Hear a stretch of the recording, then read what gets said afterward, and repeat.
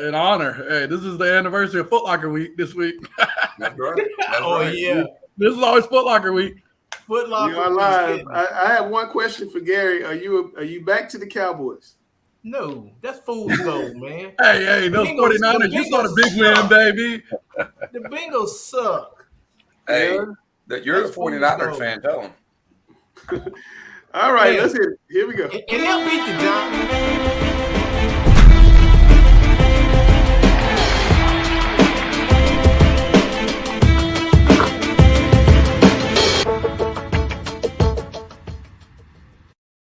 All right, we got a full house here on Talking Preps. I'm sorry, Gary, interrupted you. You said the Cowboys are going to beat the Giants?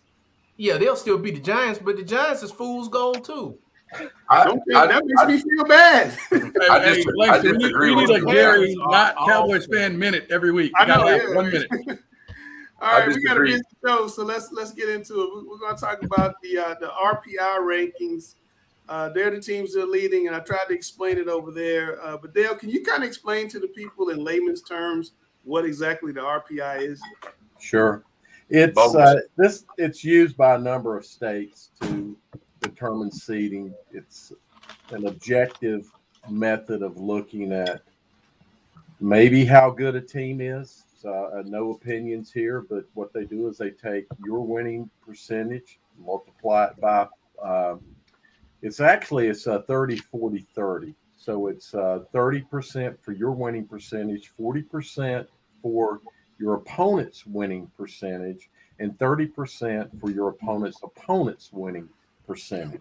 That sounds like some very complicated math. Well, you add those together and you come up with a number, and it's based on how good the teams are, how many games the teams that you play win, and how many games the teams that you play that they play win. Yeah. It could go deeper than that if they wanted to, because Max Preps has access to all the scores, but they limit it to those levels there. It's false. I'd like to talk on that. Go ahead. The issue with that is, like, say someone like West Meck or West Charlotte that plays nothing but 4A teams, it doesn't take an accountability of that. It doesn't take about – so if a team that's a 4A team, okay, and they scheduled nothing but 1A teams that were just going to be really good 1A teams, but, obviously they would be dominant probably against a 1A team, it would help them in this type of formula. It doesn't talk about like necessarily strength of schedule. So it's only a little bit. Mm-hmm. Grace, what does RPI stand for? I call it the real pressure index. This is one of the favorite changes I think the NCHSA has done, because all Griner is going to do is give you some random scenario. And again, I give him credit. He is in the rare 5 to 10% that this does kind of not affect. And I do think he has a legitimate gripe. But to me, this really shows how well or how much pressure you put your team under. And I think the biggest problem, if anybody has a problem with their ranking, the answer is schedule a harder non-conference schedule. Schedule better teams. Okay, let's let me say something. Go ahead, Gary. Here's why I like it. It's because teams are not pre-seeded like they used to be, where you look at the playoff pairings, they were already out in August, where you had one from this conference playing two from another conference. You already knew, based on where you finished in your conference, who you were going to play. So it was already pre-seeded. I didn't like that. The problem I have with this RPI method is I'm looking at the top 10 in North Carolina in the West, 4A. You got Chambers and you got Huff. Hold on, Gary. Hold that thought, Gary. We're gonna come to that. You're always going ahead. So one thing to add to that is that a team's RPI cannot seed them higher than a conference champion winning opponent champion. That's what I was about to touch on. The fact that the top 8 or 9 conferences automatically get a 1 seed, right, or a 1 through 8 seed. Yeah. That's right. Even though, say, I'm just using this as an example. Say that Huff finishes as Hold the on, Gary. 9 Hold best on, team. Gary. Right. You jumping ahead. We're gonna get to that. Alex, I'm not talking about anything? today, Friday's game. I'm just talking about how the matchups aren't fair once they Okay, do but the just hold on. Just hold on. All right. Alex, all do right. you see anything in the 4A East that jumps out at you, or Chelsea? Anything that jumps out at you guys up east that you see here? If we look, I'll scroll down a little bit and you can see, Wake Forest down there, Leesville Road. Cardinal Gibbons is at 11. Alex, that's your squad. Cardinal Gibbons is one of many talented East squads. Absolutely, you're absolutely correct. But what jumps out is above Cardinal Gibbons. Notice what you saw beginning with Heritage. You had Heritage at 4, I think it was. Three.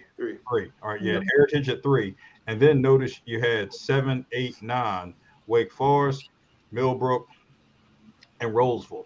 Right. All 4 of those schools are in the Northern Athletic 4A Conference. Ooh. The Northern Athletic 4A Conference right now, and I wrote about this week. Yeah. Is 24-6 overall. Wow. 24-6 as a conference. That's 6 schools. Those 4 right there, and then add in Nightdale and Wakefield. Out of those 6 losses, Wake Forest's only loss it was a 1-point decision to state champion Cardinal Gibbons. So what you're saying is some really good teams, plural, are not going to be in the playoffs. Well, now, one thing that you could do here, Langston, if you wanted to, is you could pull up the actually Max Prep's top 10 4A. And there they do use what Griner was complaining about, where they do use a more power ranking that goes through all of the records, right? All of 4A. So this RPI really doesn't start to balance out until you get into conference play. Yeah. Well, I'm going to go a step further here, and I'm just going to call it for what it is. I'm already fired up tonight, and we might start a fire right now before the fire starter session that we have. I'm here for it. I'm just going to go ahead and call it as what it is. This RPI needs to go, and here's why it needs to go. Because you have people who have created some kind of an algorithm who have nothing to do with the state of North Carolina, who have no feel for North Carolina high school athletics. No, that's not true. That's not how this works. This is purely winning percentage multiplied against a factor of 40%, or excuse me, 30%, 40%, and 30%. So there's no algorithm here. Or the algorithm's very basic. Anybody can calculate this. But here's your problem. Anybody can calculate it, but my statement still stands that you're using an algorithm that does not take into consideration the North Carolina high school football landscape. Because no, because it's just about how many games you win. Period. But you see, that's the problem. That's all an RPI is. Well, and I'll bridge that gap between Dale's mathematics and add a little qualitative stuff in here. So you look on that list, you go back to the 4A East. One of the biggest wins on there, I would say New Hanover beating Butler. We saw Roseville has 2 losses. Their 2 losses are against quality competition. They didn't fall as hard as someone would with a 2-loss team as a result. So going through all these lists, you look at some of the teams, and even with the losses, they don't drop as far as they should because of the quality of teams they lose to. Because teams played someone, they're rewarded and they aren't dropping. You don't have teams that are undefeated that have played a weak schedule. But here's your this problem. This is the same formula that's used in college. It's the same formula that's used in other high school associations. The only difference is it a 30-40-30? Is it a 35-35-20? Is it a 35-35? Is that right? 35-35. Yes, I'm sorry. But it's just a matter of I'm going to advocate for the West right here. Hold on before you start jumping ahead. I'm just going through some of the smaller classes we're talking, and if you guys see anything that jumps out at you, I know that Chris will be here talking about Shelby. And where is Shelby? And Pilot Prep is 4th right there. That's got to be a school record for how high they are as far as our RPI. Shelby is 25th. And Shelby's 25th, but if you look at and have played a wicked schedule, but higher than Chase, who was 4-0. If you look at their power ranking, Langston, you'll see that they're up in the top 10. They're near the top 10 in power in 2A, but using RPI, they're down. But none of these because schools, their winning percentage is low. but none of these schools gain anything. None of these schools gain anything by playing high quality teams who beat up on each other. Yes, they do. You're in a lose. Yes, they do. You're Yes, in a they do. lose. You're absolutely wrong. How so? The Because teams that they don't fall as far. Shelby's in the tank. Shelby's not in the tank. They're the next 2 and 3 team. If Langston had the list, the next 2 and 3 team is nowhere close. They're actually ahead of a 4-0 team, which shows you because of the strength of their schedule versus the others, they are ranked higher with respect to who they play. Shelby, some of this is going to settle out when Shelby never should be that low. They shouldn't. Your record is who you are, unfortunately, right now. They will get exactly. They will get back. Sam, in 3A, here's West Mecklenburg at 4-1. I mean, I know you played them this week. Is that about right for them? Are we even on the ranking? I'm scrolling down to find you, sir. No, he's on RPI. You're 29. There You're 29. You got the Dudley situation there too. We know that's a farce. What's the Dudley situation? They're at 20. 16. 16 at 2-2, and we know why one of those 2 losses ended up like it did. That's a farce. Well, again, I think you're looking at extraordinary circumstances and trying to apply them here. Again, I don't think that you can do that. But as it stood, unfortunately, they were losing the game. We know Dudley will continue to rise, and if they finish 8-2, then they won't be 16th. I think you're looking at this as a point in time, not realizing that teams are this thing's gonna sort out based on the playoffs aren't starting today. So right. Yeah. Exactly. All right, Gary, I'm gonna here we go with the 4A West, and I wanted to hear your point about Chambers. I just didn't want you to get to it before I got to their chart. My point is say Chambers and Huff and Malik Creek all finish in the top 10 strength wise at the end of the season, but 2 of them are going to get bumped out of the top 10 because they're not a conference champion. Yeah, well, that's what I don't like about this system. It does reward conference champions, which I think it should be a reward for. But at the same time, it punishes schools that play in the toughest conference in the state because they came in second or third. But Sam's ranked 30th in 3A. He plays in the toughest conference in the state. But Gary, that's true in every tournament, be it college, be it any state. You always see conference champions first. Dale, talk to me, Dale, about Olympic being 23rd at 5-0. Do you feel like that's right at this point of the season for them? In RPI, yeah, they've played some. The reason they aren't higher is because their competition has not been good. Okay, we had a chance to talk to Brandon Thompson this week, and he's got them off to a 5-0 start. They lost a lot of kids to Palisades. We're going to come back to Dale after we hear from Coach. When we knew that we've known for 2 years, 3 years that the school was going to open this fall, and I was going to take several of our guys. So it's how we prepared them. We had to practice them more on both sides of the ball, so we had to switch up how some of our practice periods look, how we train in the weight room, and as far as getting their bodies ready to endure playing an entire game, both sides of the ball, and not having as many numbers, but and then just having the coaches hold those guys accountable and let them know, hey, the expectation is that we're going to prepare you, but you're going to have to play the entire game. Again, on both sides of the ball. So you might leave there dog tired, but we'll rest on Saturdays and Sundays, man. So it's just a combination of a lot of things. The coaches are doing a great job. The kids are doing a great job of trying to meet those expectations, and I couldn't be more proud of it. So, Dale, at the rate they're going, let's say Olympic runs the table, could they end up playing, a really, really tough first-round game or second-round game, even as a conference? Well, if they run the table, that means they win the conference, which means they'll get a higher seeding. So they will not have – let's not say they won't have a tough first round, because the way that things go now, you could see better teams get Malik Creek, whoever's third. That's what we had last year, right? I thought whoever's third in the whatever Grayson's Fight Club comes. Right. So, yeah, they could have a tough first round. But I'm not trying to be disrespectful, but if Olympic was – if Malik Creek was in our conference, where would they finish? Malik Creek is in your conference. I'm talking about in Olympics conference. Well, we don't know right now. I mean, that's you can't. You can't say right You now. can't do that. You can't do that. You can't play. You can't play that. Lake Norman, Grice.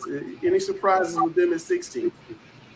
I wouldn't say any surprise there. I think what I do think you kind of have the reverse of what Sam has, and I think this is where I do lean to Alex in conferences like Iredell County. I know specifically within their county they do require some of the county opponents to play each other. So you've got situations where Lake Norman's playing in North Iredell or West Iredell, who may be different in classification level, but also may be good. With us in Cox Mill, we played Northwest Cabarrus. Northwest Cabarrus, of course, led by Coach Mormon's, off to a 4-1 start. So that is one of the fallacies and one of the errors I do think of this system is you can play someone down in classification that you may be physically superior to. They may have a good record, but the fact that they're a lower classification doesn't come into play here. And I think that's the part that kind of, you can nitpick here with the system.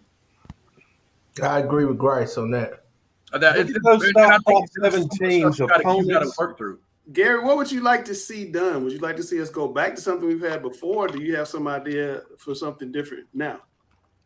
I prefer this over pre-seeding, but at the same time, like Dale said, the colleges use this kind of format, maybe not the same algorithm, but the same format. But they also go by the eye test, and they have a selection committee.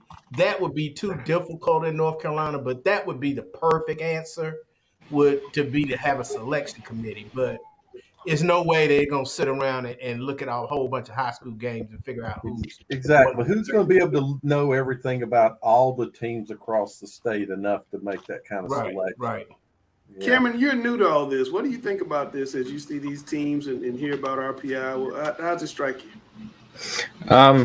Well, one thing that I'm not sure if I read it correctly, but is Ale Brown above Hickory Ridge after Hickory Ridge just beat them this past week? Can you scroll down the list a little bit?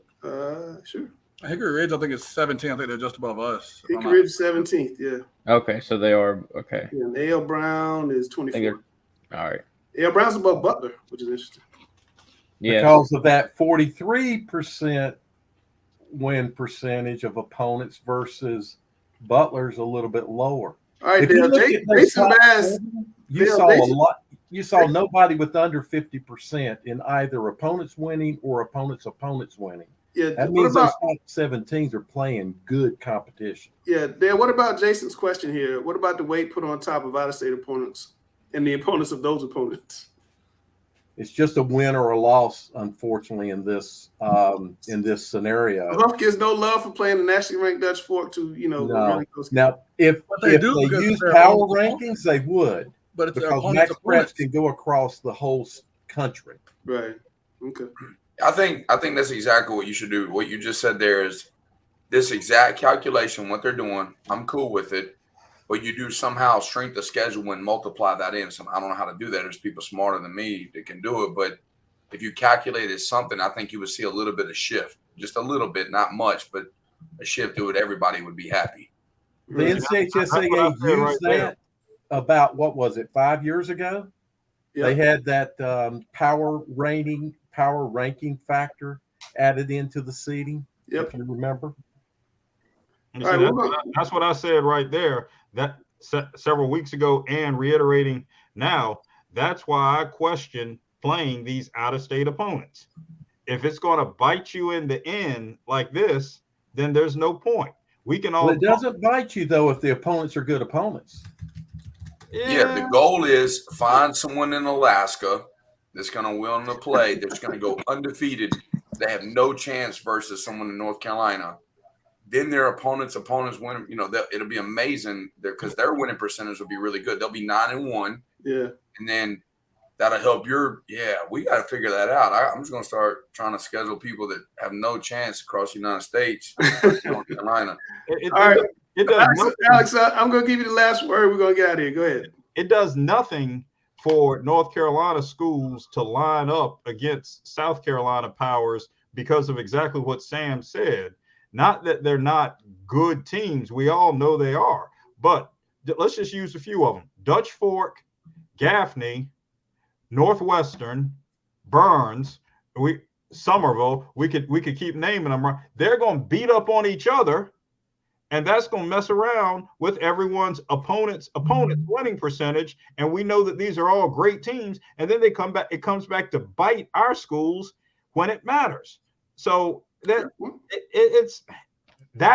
why I brought that up several weeks ago. Not that they're not good teams, not that our kids don't get better by playing those games, but if it's going to bite them in the end, then why? I understand that. Okay, a fair point. We'll leave it there. Now, we got a guy, Brady Hibbert, on from Forest Hills, who's probably not worried a whole lot about our RPI and whatnot. They're 5-0. They're probably looking at number 1 seed if we keep it going. How you doing, Brady? Good. How are you? Good, man. So tell me, what's life like? You were in Providence last year. You moved to Marshville, and you joined a team that had 1 winning season in 6 years. How have you guys turned it around? We just got a good group around us. Coach Dees helps a lot too. He knows a lot about the game, and he puts us in the right spots. Did you see this coming though when you went over there? Oh, I knew we were going to be good when I came. Why? I'm not. You can just see with the guys around us. I wasn't surprised. Are you surprised at the way you guys are winning? Every week it's like 50-0, 58-0. I mean, it's not close. No, I knew it was going to be like that. You having fun over there as a quarterback? I Yes. see you guys throwing all over the yard. Sam, I'm going to show you this young man's film. Tell me what you're seeing here.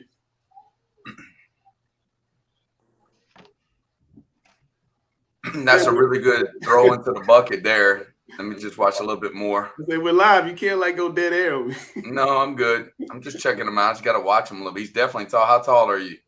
6'2". 6'2". That's a good ball, no doubt. He's like a big oak tree. Big oak tree. I feel like he's got really good pre-snap decision making. He kind of knows what he's doing pre-snap. That's a nice pass there. Gets in his angle there. Yeah, it's a good ball. Definitely good arm. I'd take him, no doubt.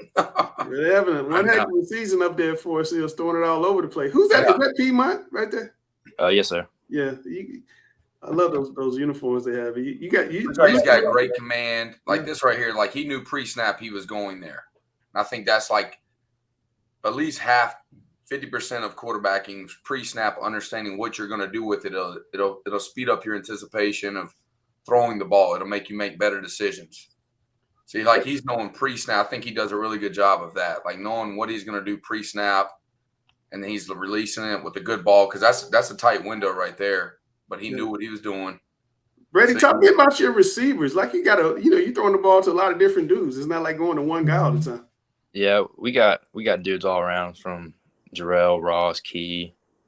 Now, if I was going against this guy, I would definitely tell the defense we have to do some type of disguise pre-snap to let him come off his first read because he's very confident in that first read. But I don't know if he's getting a lot of different disguises. But he's throwing it to a bunch of different dudes. That's what I was saying. No, he's throwing different dudes, but I'm saying pre-snap, he knows what he's wanting to do a lot. What would you agree with that, Brady? You coming off to your second, third read? That's good. First read. Yes. First read. I want to ask a question. Go ahead. We see all these great reads that Brady is making time and again. And I mean, I love your motion that you have no wasted motion in going into your pass. And that's nice to watch.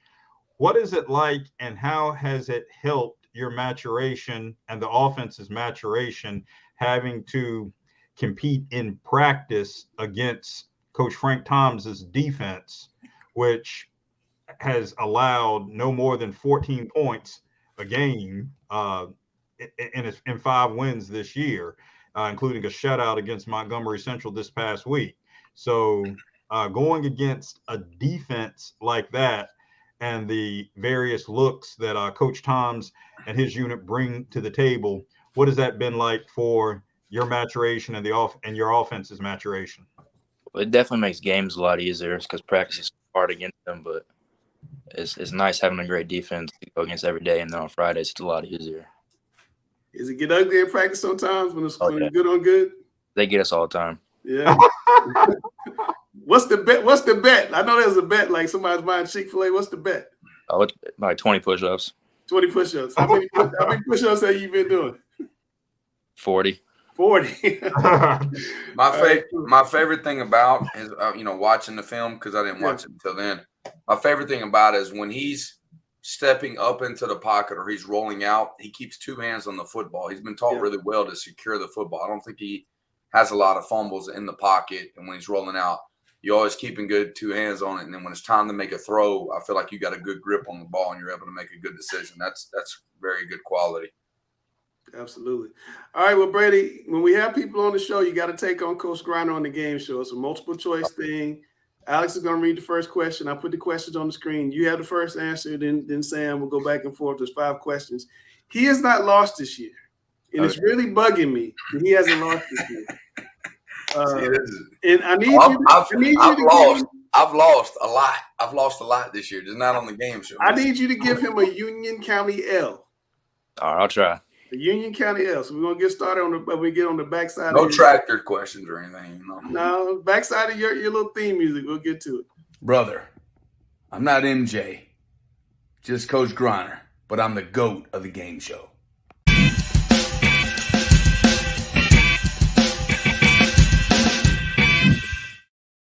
That shape I had in that picture was pretty nice back in there. I had a little less hair. Let's go, Alex. Oh my God, we're doing this really far. State 2A football state championship. 4 of the top 10 singles came from soundtracks that year. Which one was number 1? A, When Doves Cry by Prince and Purple Rain. B, Footloose by Kenny Loggins from Footloose. C, Against All Odds by Phil Collins from Against All Odds. Or D, Ghostbusters by Ray Parker Jr. from Ghostbusters. All right, Brady, let's get off to a good start. What's your answer? B. B, Footloose, Kenny Loggins. Got to get Footloose. Sam. It's live TV. That's a tough one. Let me think. 4 of the top 10 songs. Connie, do not help him. Which was number 1. Number 1. Footloose is a good song. I'm going to go a little off here and go Ghostbusters, D. Ghostbusters. The answer is A, Prince, When Doves Cry. God, I wanted to go that one. Why did I go Prince? Yeah, Prince was number 1. How was Ghostbusters on there? Y'all were doing some fun stuff. You should have known when I asked that question. If I asked a Janet Jackson question or a Prince question, you should know. I know. I should have got that one. I messed up. You've been on the show long enough. All right, Chelsea. The new iPhone 14 was released last week. How many iPhones did Apple sell in 2021? A, 196.9 million. B, 187.2 million. C, 242 million. Or D, 300 million. Samuel.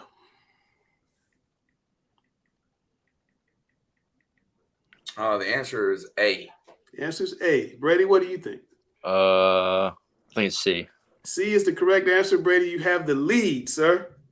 And don't let him come back. He'll start doing this thing we call 4 corners. He'll start mocking your answers. To answer that with just so much confidence. How the world does he know that? I mean, that's a good. He man. Did you know that? Did you guess? I guessed. That's a good guess. Alex, let's go. NC State had 2 players drafted in the NFL this year. One was former Providence Day starter Ikem Ekwonu. Who was the other? A, Aleem Lewis with the Lions. B, James Smith-Williams with the Commanders. C, Laurel Murchison with the Titans. Or D, Trenton Gill with the Bears. It is on you, Brady.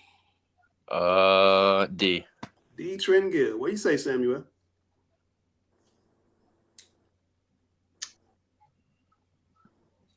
Let's go B. B, James Smith-Williams. Sam, you are down 2-0, sir. Trenton Gill is the right answer. No chance for me. You're in deep. No chance for me. Gary, he's down 2-0. Golly. I know. He's got to get in 2 minutes. The background cameras going, let's go and stuff. These freaking traders. No 4 corners. I can't do 4 corners right now. You're right. All right, let me see the next question. We got 2 left. Chelsea's up. I got to find the right question. This is important because if he gets this one right, you're done, sir. Yeah. So let me make sure I have the right question. Oh, there's Chelsea. I don't have a clue. Hold on, I got it. Okay, Chelsea, go ahead. All right. Which popular rap star had a guest role on Marvel's hit show She-Hulk: Attorney at Law? A, Cardi B. B, Megan Thee Stallion. C, Nicki Minaj. Or D, Lotto. Samuel, this is important, sir. Don't. Yeah, I'm gonna go. I don't have a clue. C, Nicki Minaj. C, Nicki Minaj. All right, Brady, close them out. I guess B. B, Megan Thee Stallion? Yeah. We got a winner, baby. Sam, you lost. I didn't get one question right. No, we still have one more. We got to do the last question. I didn't get one. I'm just going to answer what he had. I mean, he's unbeatable. But you took an L tonight. I love this. It was a train wreck. It wasn't even an L. It was just like a disaster. I love this. Alex, just for fun. Grand Army is one of the most popular shows on Netflix. It's a teen drama. Where is it set? A, the Outer Banks in North Carolina. B, Brooklyn, New York. C, Orlando, Florida. D, Beverly Hills, California. All right, Brady, what you got? B. B. Samuel, what you got? Do you really know this answer? I'm going to go C, Orlando, Florida. The answer is B, Sam. You got shut out. Wow. Yeah. This dude's got Google up on the corner. Brady, we got to get you back, man. You gave him a W. I'm he went like 4 for 5. Y'all see Sam taking this L? I'd rather take an L now and win Friday. Maybe we got to switch it up. All right. Well, Brady, man, thanks for coming on. Who you got Friday night? We got to buy this week. Got to buy this week. All right. Good luck to you the rest of the season. We'll definitely have to have you back so you can give Sam another L later on. Golly. That was bad. Real bad. It happens sometimes. I enjoyed that. All right, now it's time to find out who Mr. Grice picked as the North Carolina High School Football Players of the Week. Was it tough this week, Grice, to pick them? Well, it was kind of easy in one situation. No, but that one dude you had to call, was that tough? I had to call. I text you Friday night. I knew it, unfortunately. All right, here we go. Grice is just.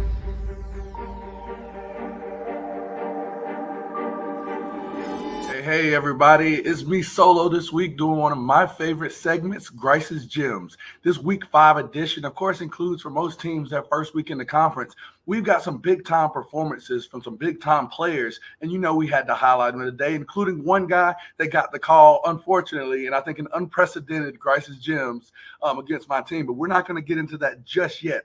We're going to go to Kernersville, to East Forsyth. Hey, we've got a Grice's Gems alum already this year. Again, he had a 7-touchdown performance earlier this year. He's back with a 4-touchdown performance. Yes, that is Jalen Alexander Rayner out of East Forsyth.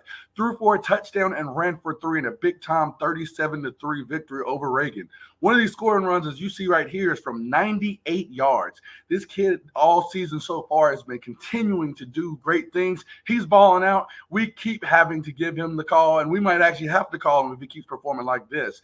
A guy I think that's going to bleed into some other list here is I think he may be close to a Mr. Football Award recipient, but Jalen Alexander Rayner from East Forsyth versus Grice's Gem. Let's move forward to another alum, Mason Fortune out of Millbrook. 58-10, big-time win over Sanderson. This kid threw for 496 and 6 touchdowns.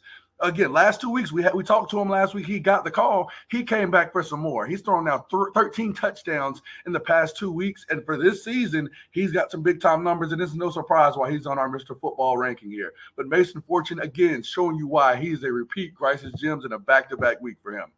Let's stay here in Charlotte and go to Charlotte Latin for Aaron Steele Logan. We got to get the defensive guys some love. This senior had 13 tackles, including 1 tackle for a loss and a big-time 21-14 win over Legion Collegiate. He also plays on offense. I love these private school guys. They get the chance to do it on both sides of the ball. On the offensive side, he ran for 13 times, 107 yards, and 2 touchdowns.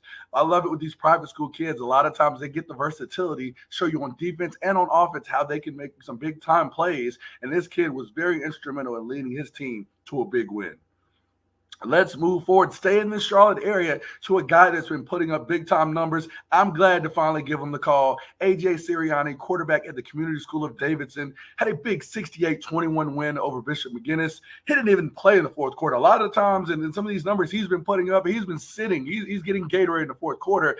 But his night, 25 of 33, 465 yards, and 8 touchdowns. Now, yardage, we got to go in the context of history. Yardage is 19th most in Mecklenburg County history. His touchdowns are tied for the 3rd most ever. We keep telling you guys, there are some people with ridiculous season and career-defining performances, and this was one for him. I mean, he brings back comparisons of Will Greer, who's thrown on that level, has thrown more for 8. I think he's the only quarterback that's done that. So this is a big-time performance from a guy who made a historic performance Friday night. I think he's a guy that we've got to keep watching because he's making some big-time plays and having some big-time results, and I think he's going to continue to do some things this year. Let's go to our final guy. Again, this is the first time I think I've done this in history. It hurts my heart, but I had to give the call in the finals Grace's gym to Juwan Howell out of Mooresville. So again, I was on the opposite side, played us Friday night at Cox Mill. Let's give this guy stats. He ran the ball 29 times, had 285 yards, and 4 back-breaking touchdowns. Unfortunately, in a 44-30 to win over our Cox Mill Chargers.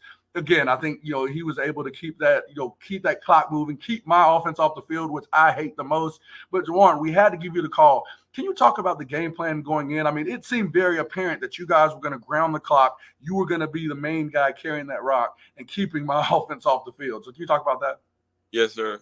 Our game plan going into the game was we wanted to be in control of the game. We wanted to control the clock, just wanted to control the game. So when we could run the ball on first down, pretty much having it our way with a great defense of Cox Mills, we had to really forge our way in there and just make sure we took control of the game so we could come out on top, things like that.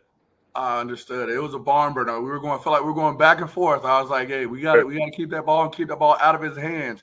But talk about, your coaches. I love Coach Nixon. Me and Coach Haberkamp, your running back coach. That's my guy right there. Talk about their influence in your season because you've always been a good back. You were a back that we've had to watch for no matter what. You seem to be stepping into that superstardom and that one of the best backs in the state. Talk about their influence on your play. Well, they just every day they remind me what I can be and what can happen if I just keep my head straight, stay humble.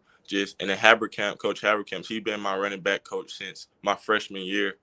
So he's really played a big part in it, transforming me into what I am now. And with Coach Nixon coming my sophomore year, ever since he first came, he just always feel like he loved the whole team, things like that, always showed love to everybody. They just keep me going, keep pushing me, keep me going strong. Oh, that's great. That's great. So again, win over us. You go into now 1-0, Mooresville versus 1-0 Hickory Ridge. Big time game. Probably another big, game I would say would be a game of the week. We know in our conference that Hickory Ridge has been that standard setter. You guys have a great opportunity to knock them off. Can you give an early insight into how you feel that you guys will be able to do that? I feel like we just need to get the run game going, be strong on first downs, get a little bit of passing game in there. We just need to be able to control the clock, control the ball, and run the plays that we feel we need to run at the time. Make sure our defense keeps their explosive offense off the field. They got a couple guys on offense that can get some things done. They got a couple guys on defense that can get some things done. We just need to control the clock and control their offense. And if we do that, we should come out on top and be dogs. That is definitely a game. When we finish our game, I know I'm picking my phone up to see what's going on with you guys' game. I've already talked to Coach Jupiter Wilson. He made the mention and asked about you. So I know that they'll have all eyes focused on you on that defensive staff in their meetings. So, again, good luck to you. We hope, again, you keep balling. I got to give you a call. I'll say this right now. You guys beat Hickory Ridge and you ball. I may have to get you back on here for a repeat performance, Warren. Yes, sir. But thank you again. We appreciate having you on. Again, hate against it. It was my team, but I am proud of everything that you're doing so far, and keep balling, keep doing everything. We'll get you on here. Yes, sir. Thank you. Thank you, guys. All right, guys. Hey, you have a memorable performance on Friday nights. You've got to reach out. Reach out to me at Coach Jay Grice. Reach out to at Observer Preps, at Langston Wirtz Jr. Please reach out to us and let us know if you've had that performance. As we always say, if you ball, you get the call. Wow. Oh wow, we got a lot of balling going on. Some balling that went on in the East on the defensive side of the ball last week. Will Bremer of New Bern. New Bern had that big 27-0 Craven County showcase win over Havelock, and 2 top 5 teams, New Bern in 4A and Havelock in 3A.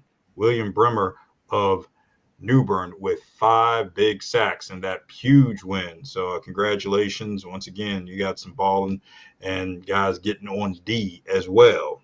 So speaking of balling, we all know that ballers show up in Chelsea's world week in and week out. It's Chelsea's world, and we're just happy to be living in it. And all right, Chelsea, who's the baller who's happy to be living in Chelsea's world this week? Well, the baller this week is senior quarterback Elijah Holmes from undefeated Olympic High School. They're currently 5-0.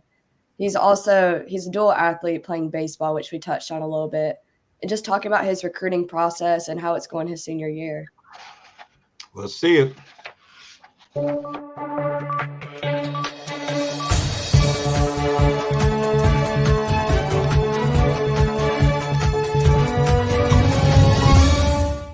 This week, I'm interviewing class of 2023 quarterback Elijah Holmes from Olympic High School.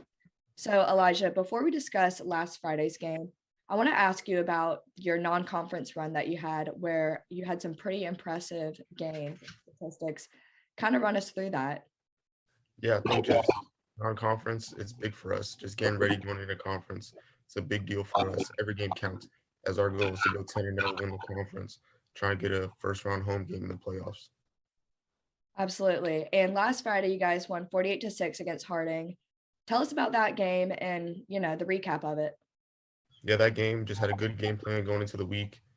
Definitely saw Harding. They wanted to come onto our turf, try and steal the conference game from us, and we handled business. We executed pretty well. It worked out for us. How did that undefeated run non-conference help you guys get the upper hand for the first conference game? I think we definitely had a lot of momentum going into it. No one undefeated, want to hold that going into the game. First conference game, really big. Just want to win it and get it done. So a few months ago, you got your first offer from Bluefield State. Kind of tell us about the recruiting process so far. It's been decent. Been talking to coaches. Grateful for that offer back in February, and just wanted to keep working harder from there. See what else I can get. Been talking to coaches, for example. Been talking to some coaches from Kent State, and just seeing where it takes me from there. Absolutely. And if you were to go to a school for football, kind of what are some of your priority things for school that you look into? First, just like what my family likes too. I think that matters. What the school is like there, good program, good academics, all that. Absolutely. I understand that. And to those who don't know you as an athlete, kind of describe your game style as a quarterback and what makes you a leader on the field. I think leader on the field is just staying confident, prepared, and just trusting in my guys and them trusting in me. I think that really helps because that's the biggest thing for me, because when I'm down, everyone else is down. I have to stay up and make sure everyone else is doing their job so I can stay on top of them and all that. Absolutely. And Elijah, I know you're a varsity baseball athlete. How long have you been playing in high school? I've been playing baseball since my freshman year. It's been going well. Like playing 2 sports, very competitive. Absolutely. Are you just as competitive in baseball as football? Do you prefer one over the other? I would say I'm very competitive in anything I do, if that's chores, schoolwork, sports. So definitely equally competitive in both sports. Absolutely. And finally, Elijah, can you tell us the expectation for Olympic football going into this season? Yeah, expectation is to go 10-0, win the conference, go into the playoffs, have a first round home game and win a playoff game this season. Absolutely. Well, best of luck next week. I enjoy having you on. Chelsea, you know who I want you to get on the show? I have him in my note. We got to get Jalen Ray and Visa Scythe on the show. Jalen, if you're watching, man, reach out to Chelsea. So she's going to DM you, I think. So got to get you on the show, man. For sure. Do you have a Twitter link? I'll send it to you. I do have it. All right, cool. I'll reach out on that. Yeah, Dale, you've seen. I mean, what do you think about Olympic this year and a new quarterback? So as I was watching him and watched him last year, there's a lot of similarity. Do you remember Ben Williams by chance? Yeah, I do. So there's a lot of similarity with his athletic ability that Ben had. I think that this kid stays in the pocket a little bit better. He seems to be a little more disciplined in the pocket than Ben was. Maybe not as athletic as Ben was, so there are kind of trade-offs there. I think he's a pretty sound quarterback. He's going to leave as one of the He'd definitely be in the top 10 of Olympic quarterbacks. Olympics had a number of good quarterbacks. Did you see him when he ran that naked bootleg out and the guy was screaming in his face and he hit that hitch route that was a tough throw across his body? That standing in the pocket, not many quarterbacks can do that. That was pretty It's good. amazing how many good quarterbacks we have in Charlotte now. I remember in the old days, there might be like one team Tommy was on a team really passing, and then Shaughnessy started passing. Christ. just wasn't much going on. But Chelsea, look, thanks for coming on. We're gonna get you next week. Oh, you gotta tell her. You gotta tell her to do her famous saying. Oh yeah. How do people get on Chelsea's World? To get on Chelsea's World, my socials are at Chelsea Sip on my Twitter and my Instagram. Hit me in my DMs, and we can get something started. Absolutely. Jalen Rayner, we're looking at you. All right, Chelsea, we'll see you next week. See y'all. All right, so before we move on, Dale has got to eat some pepper or some crow or something. Something this week, so let me find his music.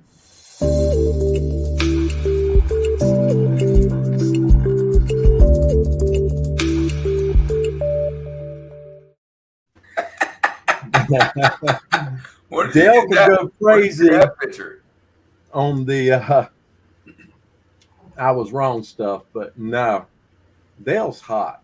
I'm really hot. I mean, I can't tell you how hot I am about the officiating this season. And I'm going to start out with, I don't want to blame it all on officials. I'm going to put the first blame on fans for driving our situation that we have with officials, meaning not having as many officials. It's not the only problem, but it has driven officials away. Your abusive attitude towards officials has caused us to have. Wait, you're not going to do a shot of hot sauce after the pepper. What I've seen this season can drive a man to drinking. I need some milk, man. I need some milk just watching me do it. Wow. So I don't want to, I'm not going to blame it all on that. I'm tearing up. No. But I'm a little concerned by what I've seen this season. First thing I want to say is I've always been concerned about us only having 5 officials on the field. And the athletes are getting bigger and they're getting better. And as I'm sitting at that Providence Day Catholic game with all those Division I and Division II players, the 5 officials can't keep up with that. They called a good game, but they missed at least one pass incompletion. They called a fumble. Against Providence Day, right, because they couldn't see. And thought there was a fumble, Can drive a man to drinking. Yeah. Bryce, you're in the officiating world this year. I mean, how do you feel about how officials are treated? What's been your experience? Well, I think it's, you do have a situation in which you have a lot of younger officials. I actually took part in first year training this year as a new official.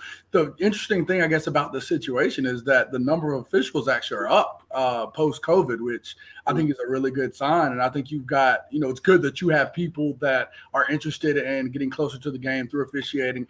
I've learned, and I think my perspective as a coach who has gone through that training has, aided me and helped me as far as officiating, understanding what they're looking at, understanding who's responsible for different things within the game. So, I think that we're in a situation where, as these young officials grow and kind of get these experiences and really get some games under their belt, I think in the next year or two, provided people don't run them off, that we'll be in a really good situation here in the Charlotte area as far as officiating. So I'm excited for the future, even though I think, we'll take some lumps officials getting those game reps.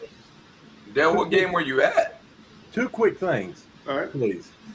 I won't drink, and I'll try to get through this quickly. I just started laughing when you started taking those shots. I could drink more. I still have more, And you didn't drink any milk.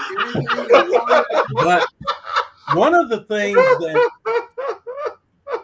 really bugged me this season. Look at Gary.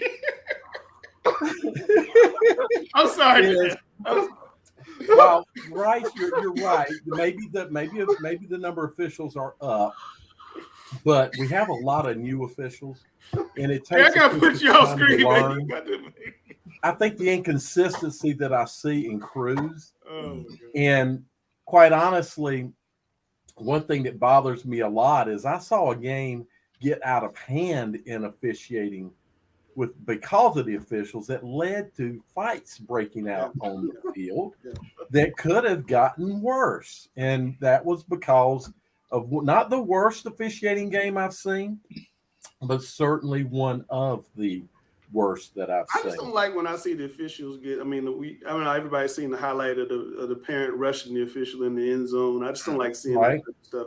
Well, they're not consistent. Right. That's one of my biggest issues is there's not Yeah, consistent. but they're not. Any They're not out trying to hurt fan that attacks an official should be charged with a felony.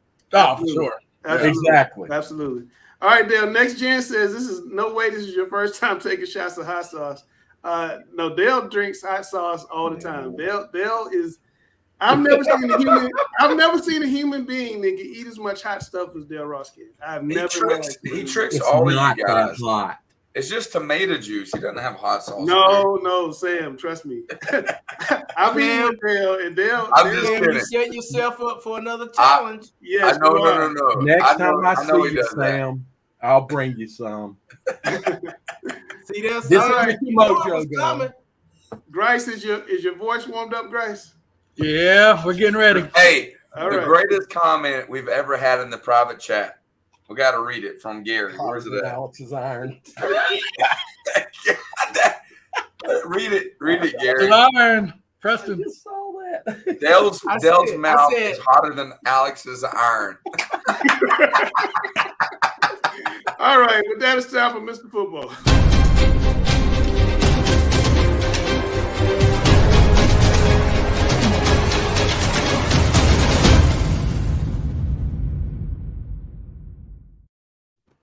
All right, so Grace, you're going to tell us who is on your list as soon as I find your list.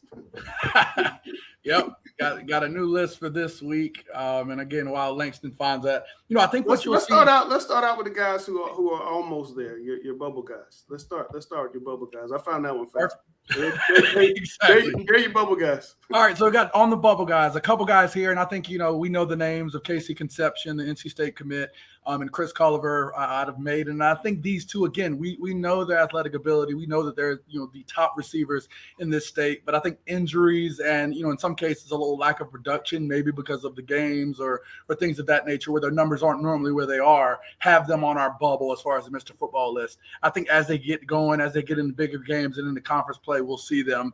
Caden Haywood, again, he's on the bubble. We have a lot of talented quarterbacks in this class, and I think you'll see that as we get our list. So he's right there hanging on the bubble, continuing to play good ball, and I think he's right there. We've got Dalen Lee's favorite target here, Zay Bridges, Shelby receiver. Again, same thing. I think we've got a lot of great guys. He's going to be hurt, I think. Shelby's played a tough, non-conference and schedule up until now. A lot of these games, I don't foresee him playing a ton of second half. So he's got good production, but we've got a lot of top receivers that I think are going to get more playing time than he will. But he's a Mr. Do-it-all, rushing yards, receiving yards, that triple threat stat maker. I think that's going to keep him around this list the whole time. And finally, one of the best Chambers defensive players, Zarian Jackson-Bass, still on this list, continuing to be a force. 11 sacks. 11 sacks. Cameron, Caden Haywood, first-year player on the list to possibly be the football player of the year in the state. What do you think about that? I think he's very good. It's kind of hard to judge him. I've seen him in a few games. He played really well against Catholic. Didn't have his best game against Chambers, but obviously that Chambers defense. Zarian Jackson-Bass had a little something to do with that. Yeah, he definitely did. So did Jordan Thompson. But, I think it would be – he's definitely a candidate to win, Mr. Football, but he's got a lot still to prove. I just think that's pretty impressive. He is very multi-talented. He's an outstanding baseball player, basketball player. If he had a little bit more time to get specialized coaching in football, he would be one of the top recruits in North Carolina next year. Yeah, I agree with that. And Ms. Belk, I do agree. Josh is having a great year and Independence is having a great year too. All right, let's find out. So, Grace, you did a little something different with the list this week. I know, obviously, we got some new names on it, but you ranked them. Yeah, and I think, again, this is a preliminary ranking. And so hold on. So right now, if we were giving out the player of the year in the state of North Carolina, the recognized player of the year in the state of North Carolina, it'd be go to Mr. Luke Bailey in Providence. I mean, I think you look at the stats right now. I mean, you have him as one of the top guys, just not right here, but in the nation. He's top 10 in America as far as 1,121 yards with 106 carries and 16 touchdowns. So, again, you have a guy that's top 10 in the nation. I think that you've got to warrant that level of support there. You've got here looking at Mason Fortune, 1,733 yards, 20 touchdowns, 2 interceptions. He's the state leader in pass yards. He's right there. Again, a Dalen Lee right there, same thing. That 20 TD mark there for Shelby. Again, high efficiency, top numbers. I think a guy that's streaming up and really getting into the rankings there is Jalen Alexander Rayner. We had that big 7 touchdown performance early in the year, I think, against Northwest Guilford. Against Reagan here, again, big time numbers there. 12, I think, touchdowns through the air, 10 on the ground. A guy you got to watch out for. I mean, we know about Jaden Davis. Cutler Adams have been on the list. KJ Sampson, that first defensive guy, I think that's a guy you've really got to look at that's going to go. We just talked about the other guy from New Bern. I'm sorry. I said he's got 12 sacks. Yeah, he's got 12 sacks. So we just talked about the guy Bremer that had 5 against Havelock this past week. So he's not the only guy you have to worry about on the defensive line. So again, a lot of guys you're talking about QBs are dominant. You got some receivers. Nathan Leacock with 840 yards, 13 touchdowns, the leader in the state. We had to add at the bottom, you see Javaris Green from Crest. He's continued to do well. He's number 2 in receiving behind Nathan Leacock. He had 309 yards receiving in one game. And again, I think it was a game. Was that the Shelby game, wasn't it? I think that was a game he needed every the Shelby game. It was 54-49 or something like that. Just crazy. And I mean, you go down this list. I mean, I think Tad Hudson, he's having the best year, of course, so far of his career at a time when he's going to need it going into this Chambers game. Got Noah Rogers, we all know about. David Hobbs from Robinson is just, a monster. I talked to the Cuthbertson coaches the other night. I mean, they just talked about how he was virtually unblockable the entire game. Jamal Jarrett on this list as well. We added Bradley Brown out of Lee County. He's number 2 in rushing in the state, 1,020 yards and 12 touchdowns himself. So we've got so much talent across this list that I think even just trying to put 16 guys on this list is hard enough as it is. And I think comparing these numbers, comparing what they're going to do and trying to project that across the rest of the year, you've got some really top guys. And I think for everybody that talked about Luke Bailey and him, not doing that against people, well, we saw him against Charlotte Catholic put up some monster numbers still. I mean, I think Catholic is one of the best defenses in the state, I would argue. And we saw that he was able to be supremely effective against them. So as of right now, I've got him up there. Again, this is definitely subject to change. You know what? I saw Luke Bailey play for the first time the other night, and I got to say, people were telling me he wasn't that fast. He broke loose in the right in the middle of the field, and he just ran away from people. I was like, he looks pretty fast to me. And his vision, he's patient. He's got great vision. I was just really impressed with him. All right, Steve Hopkins says Josh Stone King from Gibbons, Alex, needs to be on that list. What do you think about Josh Stone King? Well, Josh Stone King is one of the leaders of Nick Drew's defensive unit. We finally got it. There it is. Actually, Josh Stone King is a two-way player as well. When Cardinal Gibbons goes to its power I sets and short yardage situations, you'll see Josh Stone King line up at fullback and be very effective in those situations. Josh Stone King is a 3-son legacy player at Cardinal Gibbons. His brother Anton was a quarterback at Cardinal Gibbons, and then he had brother Grant who came through the program. And Josh is the third of 3 sons of Anton and Jennifer Stone King to play for Cardinal Gibbons. Very effective on the defensive line, very effective in those short yardage situations. Had a touchdown against Wake Forest in that big win a couple weeks ago. In your opinion, should he be on this list right now? Well, I think when you have a defensive unit the caliber of Nick Drew's, which returned 7 starters from a state championship team, that it is appropriate to consider a leader of that unit among this group. Fair point. All right. We're going to leave that there. We're going to come back next week. Hopefully we'll remember to do the feature player next week. That's my fault. We're supposed to feature a player every week. Now, I apologize to Grice on that one. But now it's time for Alex to light a fire.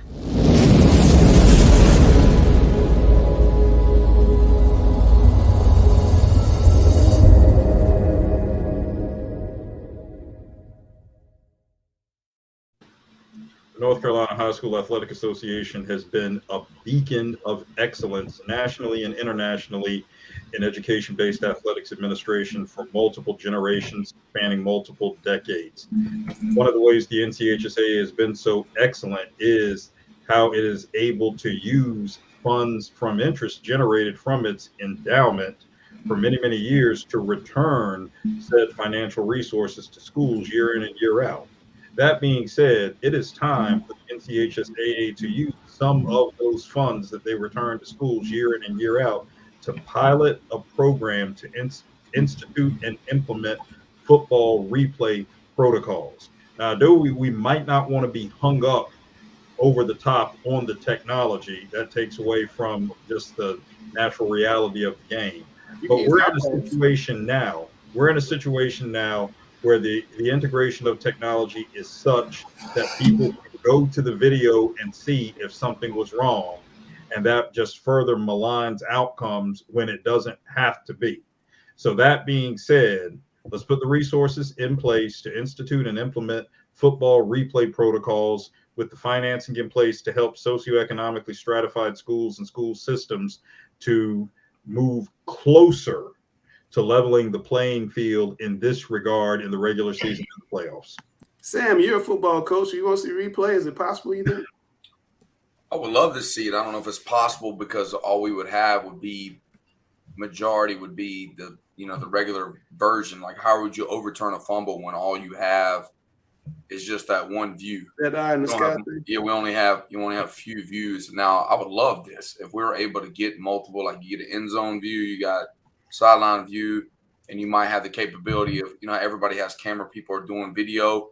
If there's any way to prove something on the field, video evidence can be used. You can have your own personal guy on your sideline, and they have their own personal guy, and they have the capability to put it into like some type of replay system. And what about this? What if we did it in state championship while those games are being professionally broadcast? Yeah, magnitudes of that game. If we can get it to that standard where, regional finals and then we're looking at the replay in the press box every play. We see it. Yeah, that'd be great. I think that'd be something good because at the end of the day, what I try to tell people, these guys that are coaching, these are our livelihoods. This is a situation where, one call can go one way or the other, and it can affect your livelihood. It really can. Sometimes it's not the officials' faults. Even in college and NFL, guys are getting things wrong, and it's not the officials' fault in high school. Give them some type of opportunity to help them out.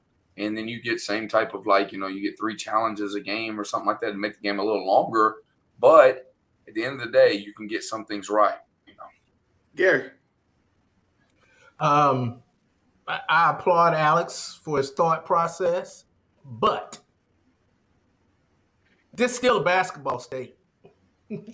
We can talk about football all we want to. This is still a basketball state. It is. The shot clock will come before instant replay. Somebody just added a shot clock. It was a 12 state that added. I forget which one it was. The shot clock has been in the waiting line a lot longer than instant replay. So the basketball coaches on that one.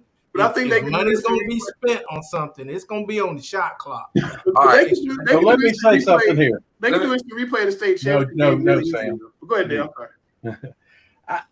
I've had some conversation with some officials this week, or not this week, but this season. And what officials want to see coaches stop doing is bringing their iPads to them and saying, look at this, you were wrong. They cannot make changes right now. Right. They can't. Once they make a ruling is done. They cannot go back. And I just wanted to get that out there. One of the other things I was going to say. But totally agree. We're saying, see, that was a touchdown. Yeah. We see that was a fumble. I think it's easy to do in a state championship. Even in the regional championships, those are broadcast as well. So I think they could do replay in those without any additional cost, to Alex's point. I'd like to follow up Dale's very valid point and say that this whole idea with these iPads, well, look at this, that, and the other, on and on and on. Here's how it happened. I would be the first person, and I have done this, I will be the first person without this protocol in place to look at someone and say, there's absolutely nothing official about that. Get that out of my face. Well, he's told him to throw. One of the officials said, "I told him to throw a red flag, and I'll look at it." All right, Cameron, I'll give you the last word. We got. Go ahead, Cameron. Oops, I got to turn your mic on. I'm sorry. Do it in the regional finals or the state championships. Well, I think that would bring in a lot of controversy, honestly, because then teams that might have think they had a bad call against them, say in the round of 32 or what have you, and they're real irritated and say, well, why wouldn't they replay in our game? That could have changed the whole outcome. So I think if you're gonna implement replay at any level, at any whether it be state championships, semifinals, it needs to be all season long across the board. Oh, fair point. All right, Alex, it's time for you to tell us who are the best games in the state this week.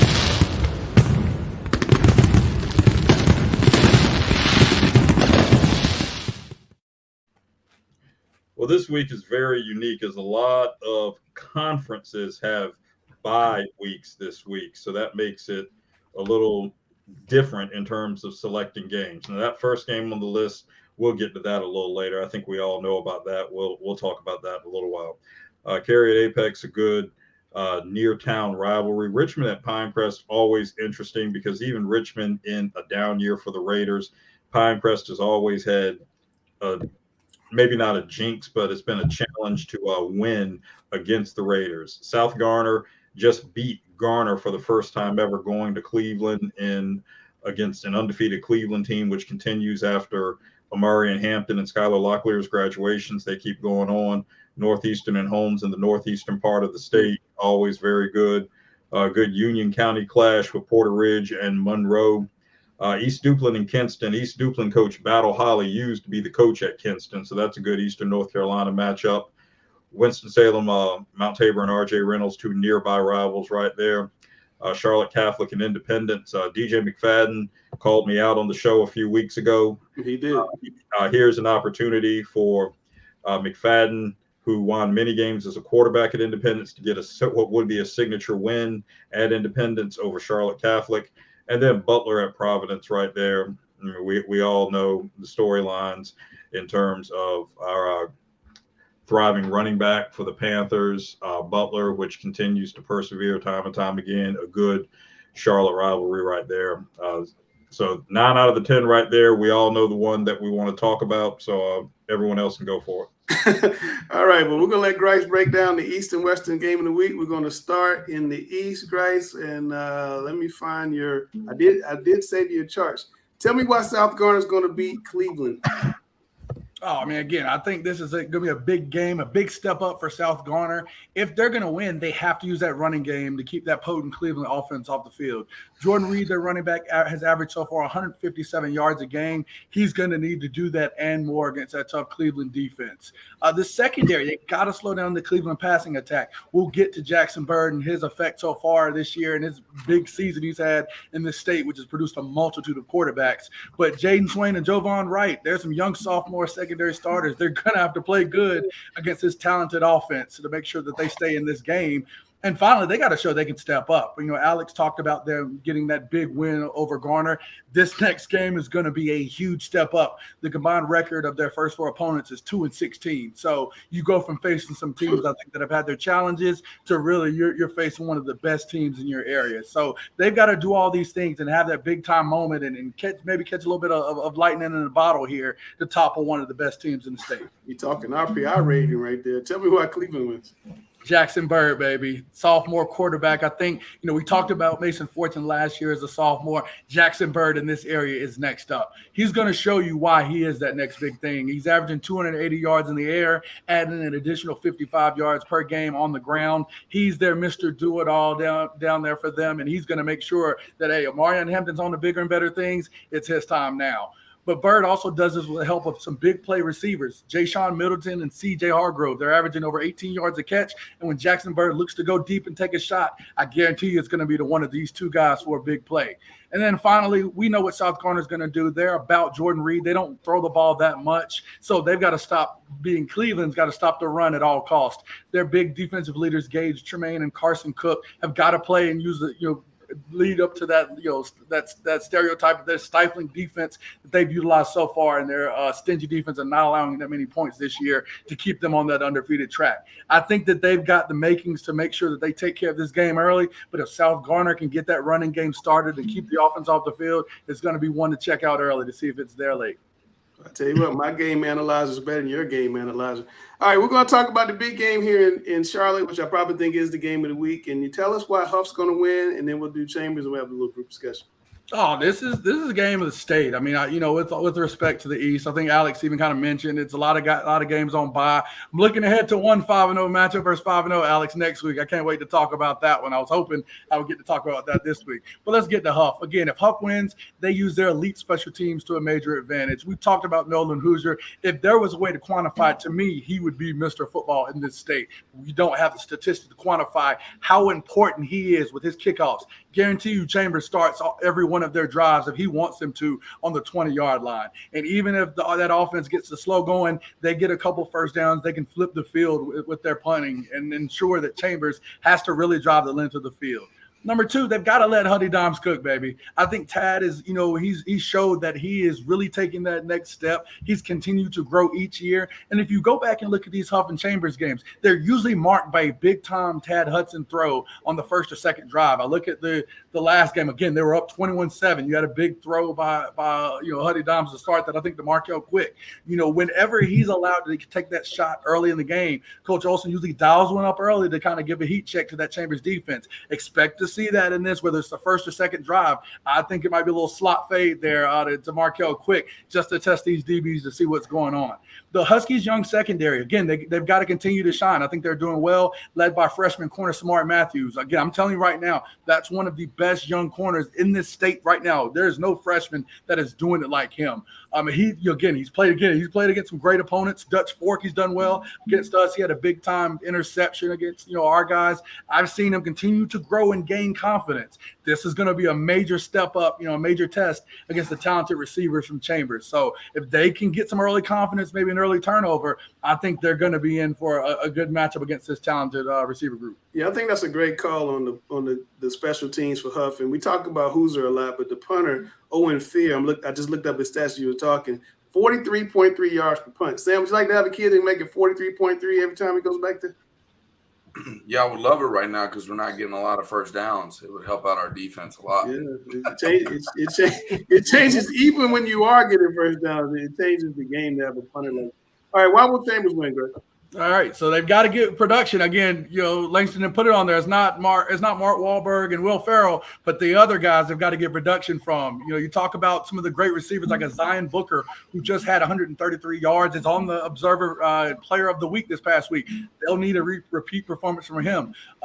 Jeremiah Harrison, sophomore already with the D1 offer from Virginia Tech. They've got to get him going. Running backs, as we talked, Braylon Vincent, we talked about, and Langston's written an article about, had over 100 yards in a couple games. Newcomer Jalen Pride this year that's gotten going, of course, dealing with some injuries and things like that of that nature. They've got to get that production because Casey Conception has been limited this last week or two. We don't know his status for this week. So just in case he's not able to be 100%, these guys have to continue to show and be able to do the things that we know that they can do. Number two, Chambers has got to play good defense and limit those big plays. We talked about, as you've looked in the games early on, you've seen Chambers kind of let Huff kind of get started early, even in the regional final game. Chambers luckily came back with a strong performance. I don't think that they're going to continue to be able to be that lucky. I want them to start off, for them to win, I want them to start off stronger because I think, with what they have now, with the team that they have, if they get in front with that explosive offense, they're not going to give up. And finally, I call him Anshawn when he's being professional, but when he's making plays, when he's being elusive, and when he's out there winning the game, that's Bubba Camp. He's got to be the best QB on the field to win this game. In the regional final, he was the best QB with a great performance. I think that 2nd and 29 throw, well, I think it was 2nd and 20. No, it's 3rd and 26, I think it was. Gary Richmond will live in infamy as one of the greatest plays, I think, in the past 6-7 years, I would say, in a regional final game in Charlotte, as they were able to make a big-time throw to get that first down to go win that regional final in a game that I think none of us thought that they would win. He was the best quarterback on the field that night. To win this game, he's got to be the best quarterback again. Awesome. All right, let's break a little news, Cameron. Is Casey Concepcion going to play Friday? Yes, I did find out. Coach AT from Chambers, he did confirm that KC should be good to go. It's kind of, I was teeter-tottering on this game, who to pick. And, when I found out KC was good to go, that kind of solidified my opinion as to who's going to come out on top in this game. Wow. Gary, what do you see in this one? I kind of break it down into the 3 levels of play. Huff definitely has the edge in special teams with their kicking game. I think Chambers' defense is a little bit better than Huff's offense. I'm interested to see where the Huff can maintain long drives on offense and not have to rely so much on the big play. And then I think they're even with Vance's offense and Huff's defense. I think they're even. So I give the special teams to Huff, I give the defense to Vance, and I give the one section being even, but I think Chambers will win in the end. I haven't seen Huff play a complete game. That's what cost them last year. In the playoff game, they almost had one against Dutch Fork. They had a little bit of they play 40-minute games instead of 48-minute games, and you can't do that against a team like Chambers. And plus, it's played at Chambers, so I'm gonna pick Chambers in a close game. But we all know they're gonna meet again in late November. It always seems to be that way. Alex, we've seen different types of games in this matchup. We've seen the little defensive. Here's the other key. Here's the other key that impresses me about Chambers. Before we came on air, we talked about the Foot Locker game, about the officiating. Yeah. And one thing, Chambers has really cleaned up the penalties. They don't get nearly as many penalties as they used to. It used to didn't matter to them because they knew they could overcome it. Yeah. But they've cleaned up the penalty situation. So Huff can't count on, Foot Locker being a big factor in this game like it used to be. Great point. Alex, we've seen different types of games this matchup. We've seen the low-scoring games. We've seen the shootouts. So what are we going to see Friday night? What are we going to see Friday night? It's going to come down to one question. We're going to see a spinoff of an old classic from the fabulous Thunderbirds. And I quote, "Ain't that Huff enough?" Unquote. That's going to be on Huff's social media this week. Is Huff tough enough to get the job done? I think it is. That doesn't mean they will get the job done, but I think Huff is tough enough to get the job done. Either way, fans should go out and enjoy this game because the defensive performances we'll see from the 2 defensive coordinators will be better than anything they can see anything better than they can see on Saturday at UNC Charlotte. So let's just put that out there. I mean, we've been talking about it all week. That the work of Drake Hannon is absolutely exceptional. We all know that, and fans, sit back and enjoy it because this will be the best defensive performance from 2 teams that you'll see in Charlotte this weekend because you won't see it from the 49ers. All right, Cameron, go ahead. You got the last word. What we got here? What's intriguing to me about this matchup is their quarterback play for both sides. I got the stats pulled up. Tad Hudson's completing 67% of his passes this year with a 93 QBR. Bubba Camp's completing 71% of his passes with a 107 QBR. I know, Alex, you're a big defensive guy, and you like to throw around Nick Drew a lot. But I think, this is going to be a shootout. I think Tad Hudson and Bubba Campbell both are going to have big games. Well, that should be some type of game on Friday. You're going to get to see it in person. There's going to be a lot of people, and they're not allowing. You have to have special permission to get on the field this week. So it's a big. Is Chachi coaching in this game? I do not know. All right, so we're gonna go to the next step. All right. So Grimes wants to move on. We're gonna go to Fresh Faces.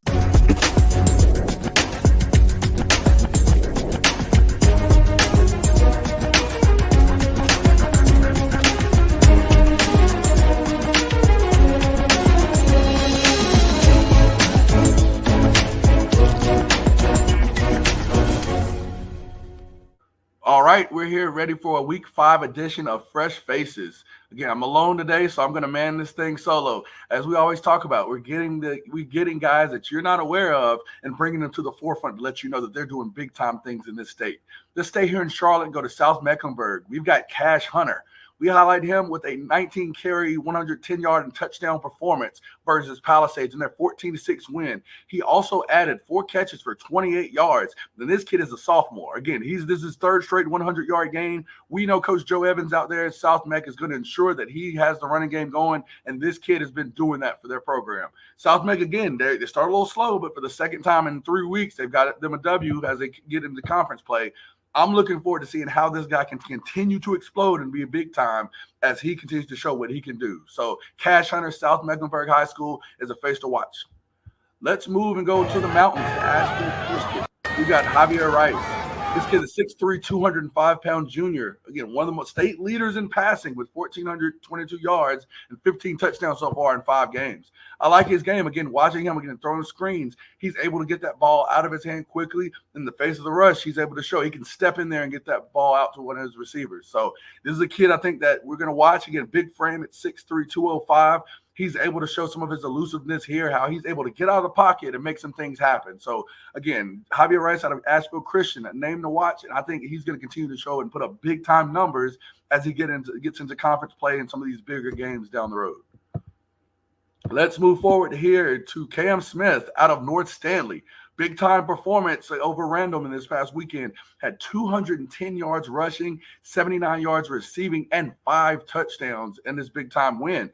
The reason we got to highlight him, he's starting to put up and compile these big performances together. The name you guys need to watch, as a senior, he's averaging 123 yards per game so far, starting to approach that 500-yard mark. We're seeing right here, again, a guy that's elusive. He can get on the sideline and he can run away from defenders and shows the physicality and ability to make sure he can plow forward and get those additional yards. That wonderful yards after contact he's able to show. Again, he's the reason why he's a face that we've got to watch. I love that elusiveness in the hole right there, how he's able to turn it might look like a 3-yard gain into something bigger. So, again, a name to watch, Cam Smith out of North Stanley. The final guy we have is Marquise Wilson out of Southeast Raleigh. Head coach Edwin Campbell loves this 6'3", 238-pound junior. He's starting to get on the list here with the sacks. So he's getting 10th statewide in sacks with 6 total sacks, and he's averaging 8 tackles per game. A guy that we've got to watch. Again, you see here on the defensive line, he's aggressive. He's able to get back to the quarterback, as we see here in this highlight, and these films show. He's a big-time guy that is going to make sure somebody you got to account for on that offensive line. It doesn't matter if you have a tackle here, you have a back. That left tackle has no shot against this speedy guy here. So, again, averaging 8 tackles per game, he's starting to climb up the list in the sack total. We've got to make sure that you guys are aware of a big-time guy here. So, Marquise Wilson out of Southeast Raleigh, big-time guy. Again, I think as they get in the conference, Coach Campbell knows that he's a guy that's got to bring them there. Got a substitute, baby. Let's go. Y'all know what this is? Substitute teacher, baby. Drop it. Substitute teacher. Here we go. Welcome to another edition of Thunderdome.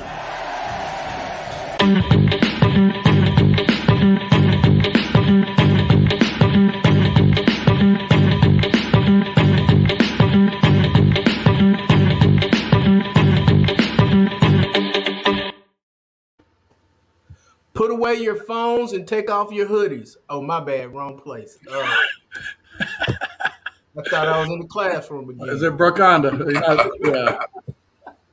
Guys, we got some interesting questions tonight. Sam, you've already lost one tonight. Really, Gary? You've already lost one tonight. You want to go for the coin flip? I'm gonna defer. I just want to win Friday night. I don't want. I can lose this tonight. It's okay. Okay. All I mean, right, I've won every one this week. I've won Always every time. I've been lost versus Grice this entire year. Okay. Well, win the day. How about that? Win the day. Win the day. That's a new saying I like to hear. Win the day. Okay. Here we go. Question number 1.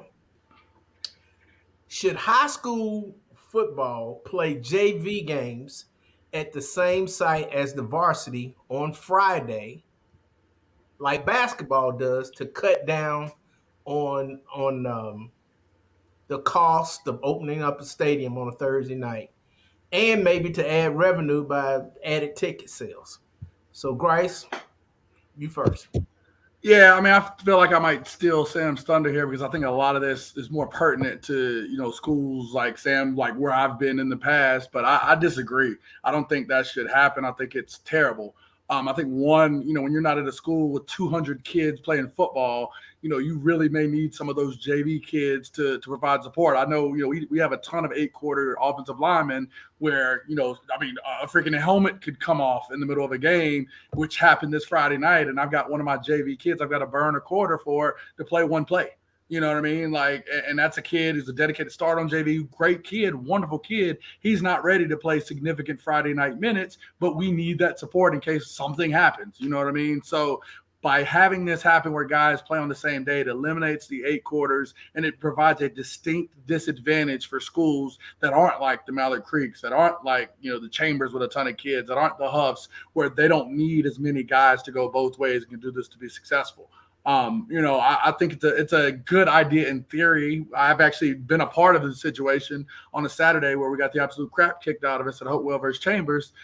It was a fun idea, but honestly, I think it was one of those things where JV became an afterthought where, now Thursday night, I can focus on Thursday night. I'm there for JV. I'm 100% locked in for JV. Whereas if I had a varsity game 2 hours later, I'm sitting here getting prepared for the game. Sam? Yeah, it's hard to disagree with Grice on this aspect. I think that you would lose the quality of JV games if you do this because all the coaches necessarily, unless you have bigger budgets where you can have more coaches pay, where they have legit JV coaching staffs, but most coaching staffs, you coach both, and they'd be focused more on varsity games. The other thing is, like he said, there's a lot of 8-quarter guys. You would make decisions where those kids are not getting as many minutes and getting developed as much. They'll be playing varsity because at the end of the day, you got to protect the varsity game. So now the quality of the JV games are going to go down because some of those guys that would be starting are necessarily your second and third string guys on your varsity. So now, would I love to have Thursday nights to be able to go home a little bit earlier? Yes, that would be fantastic. But at the end of the day, we're here for the kids, and I think the quality would go down if we did that. Which way do you guys think administrators would side? Not looking at competitive balance, just looking at convenience. Yeah.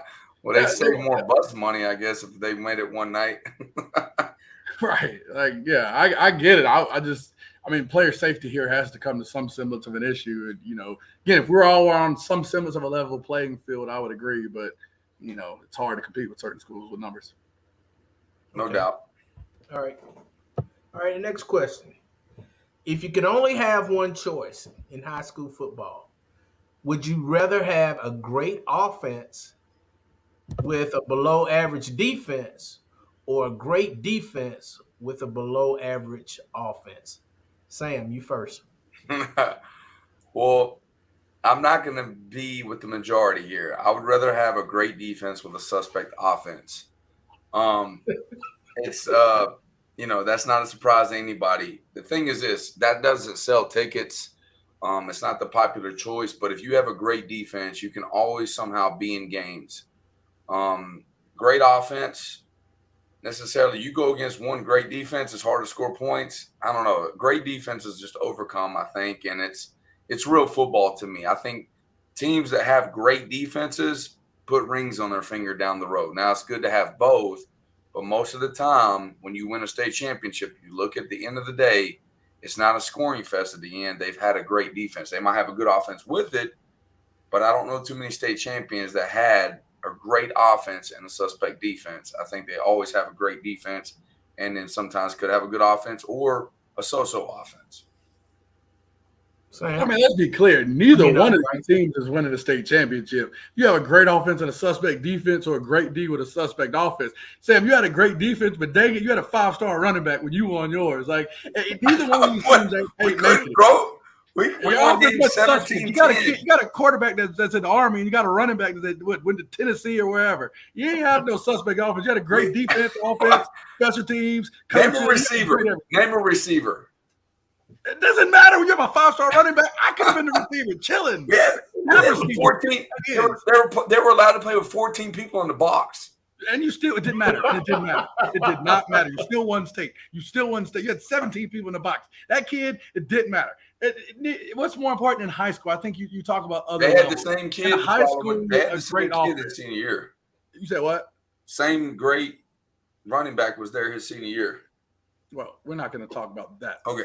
So the Griner wasn't there. Anyway, next story. Like, again, you got to have a great offense. I mean, I think in high school nowadays, it's hard to find great corners. I mean, let's be honest. I've seen some of the best defenses that struggle at that cornerback position. If you have a set of great receivers, you have great quarterback, it is so hard to overcome. It's so hard to overcome teams that you can outscore anybody just by the fact that you are able to get the ball down the field. Most people that aren't Sam Griner, that aren't some of these great defensive coordinators, if you get out there and 4 and 5 wide receivers, they short circuit. They really short circuit because a lot of these teams, if you have a great D and have a suspect offense, you're not used to being able to face a talented offense that can do a lot of things. If you don't have a defense that's that great, they're going against great offenses every day. They'll find a way to make turnovers. Even a suspect defense might be able to get some turnovers. And if they turn that ball over twice, that's all you need. Let all the points you can go. If I score every drive, you can't win. I know they say if the other team doesn't score, they can't win. If I score every play, every drive, I guarantee I'm going to win because I'm going to go for 2 one time, and I'm definitely going to win. Grace, and I'm kind of siding with you on this because if you have a great offense and you get a lead, now you're dictating what type of offense your opponent is playing because they are playing catch up. And maybe that's not their game anyway because they have a suspect offense. Now you're putting them in catch up mode.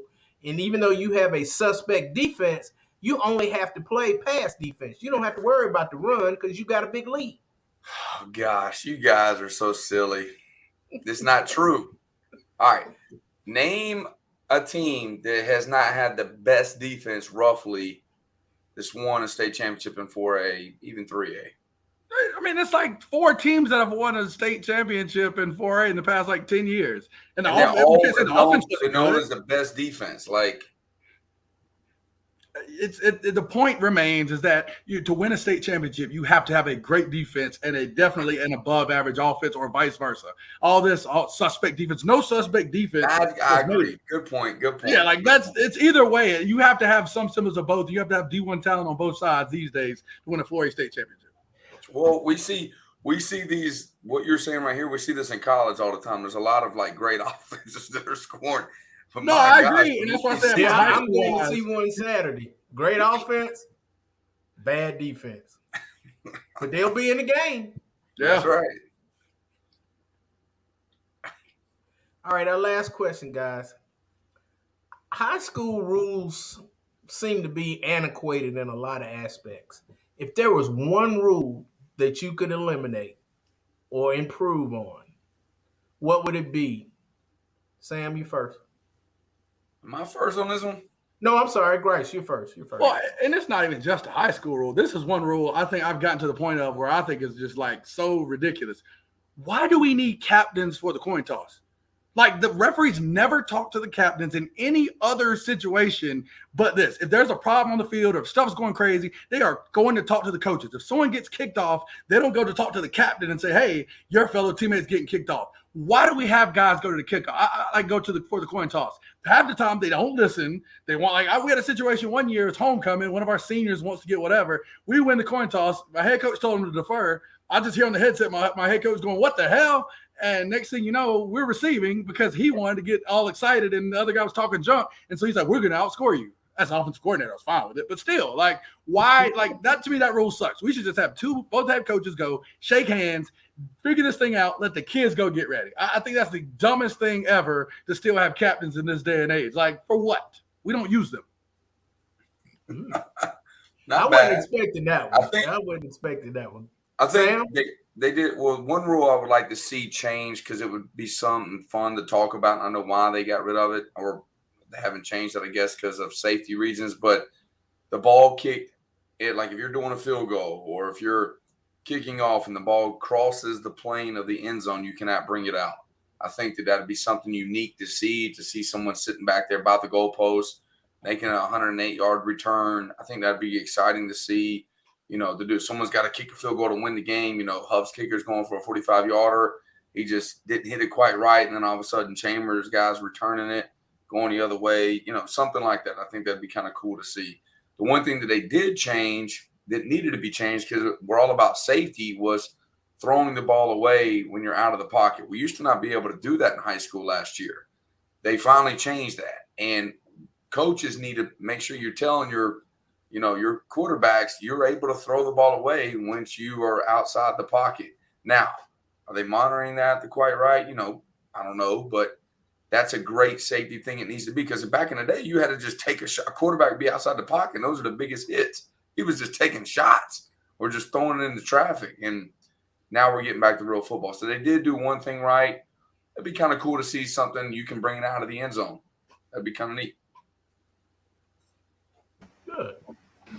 That last question made me win. Very interesting points. I got to go with Sam on the last question, but I had to go with Grace on the first question. I was kind of neutral in the middle, so I think it was I agreed with them on the first question. I'm going to give you one. That's what you receive. I'm going to give you 1-0-1, Sam. So you kind of, I'm tired. He's tired today. It wasn't your best day. Now, I completely forgot to do the state rankings, so we're going to do those real quick. I know we're real heavy, so we're going to start one day, Alex, just real quick, run us through the rankings. Not a whole lot of movement this week. We had a lot of bye weeks. Last week we got a lot. Next week, Tarboro, Robbinsville, East West still ruling the roost. So not a whole lot to say there. Okay, let me find the 2A, and I apologize, guys. I know we normally kind of let Alex break this down a little bit, but it's my fault. I completely forgot. Here's the 2A. Once again, same situation. Not a whole lot of movement. I will just give a shout out to Forest Hills there and defensive coordinator Frank Toms, 5-0. Got that big shutout. I mean, Forrest given 35 points in five games thus far. I think the biggest challenge he might have is his wife, Laura, is a math teacher at the middle school level. If you want to give any stats to use in math situations in a class, well, he's not giving up any points. So there's nothing she can say. Grace, I'm going to ask you the same question I ask Chris every week. Can any of these teams beat Shelby? I think Burns has got the best shot of that. October 28th, they're going to decide that. Huh? October 28th to 23rd. Exactly. So I think Reedsville and Burns have your best shot, but you definitely need to have Shelby somewhere around here. I think. I just think that. I mean, I know they're 2-3, but I think they're one of the best 2-3 team in America. Yeah, yeah. I think they're the best 2A team in North Carolina. If you ask me. Is Dale drinking again? Yes, he is, Gary. Yes, he is. All right, 3A out. Same thing. The beat goes on. We talk about the Cleveland County situation. Kings Mountain leading the 3A rankings right there, and Shelby had one of his losses to Kings Mountain right there. Yeah. So you just see the power that we have. You see some more moving up from that greater Charlotte area, South Point from down in Gaston County, East Lincoln, always in the mix right there. Just a little bit. I'll do the same thing to Alex. How many of these 3A teams can beat Dudley? Well, no, you're absolutely right, and that just goes back to what we were saying about what a farce and travesty some of these rankings can be. You do these rankings. I didn't say he'll drink to that. This is your I bet the RPI. I meant the RPI. Everyone knows what I meant. I meant the RPI. I just know what you said. I just know what you said. That just goes back to what I said about how that RPI. We all know the deal with Dudley. We all know the deal with Shelby. We know where Press they are. on, Alex. Press on. All right, 4A, Alex. Well, once again, the same thing there. East Forsyth holding its own. Jalen Alexander Rayner showing why he is an elite talent once again. We got 3 and 4 that we're going to see on the field this upcoming Friday. Looking forward to it. Cleveland continuing going with Jackson Bird, Cameron Goins just keeping on despite the graduations last year. And then you see Gibbons, Mallow Creek, Weddington, Millbrook, who just continue to persevere. And as Gary said, press on. And they all press on. So. All right, Cameron, you want to give us your East Forsyth thought or not? Well, I can give that thought too, but I was going to make a point. I love Max Preps, but they actually moved New Bern ahead of Huff recently when we were talking about strength of schedule earlier when we, discussing the RPI rankings and how that should be, factored in. Well, New Bern, although they're undefeated, has a negative 1.1 strength of schedule. And Huff's strength of schedule is like 19.8 or something. Chambers 27. And I think strength of schedule should be factored in a lot more because, if you're playing the tougher teams, yeah, you might have one loss. But I think it's fair to point out New Bern does have a win over the Maury Commodores, which, like Highland Springs, are one of the top 5 to 6 teams in Virginia. So I do think they still have shown that they can play and hang with those top teams.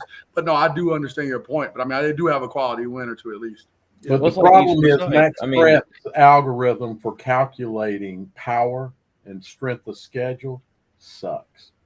All right, so one question: Who is Charlotte Catholic lost to? Just Providence Day. Providence Day, and they're not on this list. Yeah, because there's no way for them to break in. Fight Club. Butler too. Butler's right there. There's no way for them to break in. Independence should be creeping in there. Yeah, but I think Sam, that's Sam, you can't have a Charlotte bias. You got to look around the whole. I'm not looking at Charlotte Catholic. I think Catholic should probably be in there over Mallard Creek, though. All right. So you're telling me Cardinal Gibbons will beat Mallard Creek took one South Carolina State championship. Yeah, I take my chances on that. Yeah, but we all seen how Gaffney and they're good, they're great. Don't get me wrong, but they're not great. Well, they're not as good as last year. I don't put think. Up 100 points on Rock Hill. I'm gonna tell y'all what. The one team I don't want to play in the playoffs is Mallard Creek, especially if it's cold and rainy or any kind of bad weather. I won't play them. Beat you 14-7 and go home. Oh, they're so big. Mallard Creek's defense is the truth, but I think you got anybody. I don't know. I think if you got any morsel of a defense, you can hold their offense. Sam, how big is Mallard Creek? You played them last week, Sam. How big is Mallard Creek? They're gigantic. Yeah, they're big guys, and they're really good on defense. Offensively, I think Independence is better offensively. I think they're really. There's some gaps sitting there, Sam. So what? There's definitely some room for improvement on that offense. Shoot, I wish their defense literally. Well, they scored twice on defense on us and a kickoff. Number 8 is a player. He's a James player. Hamilton. Yeah, he might be. Is he part of the quarterback gave it to him? That's why they scored twice on defense.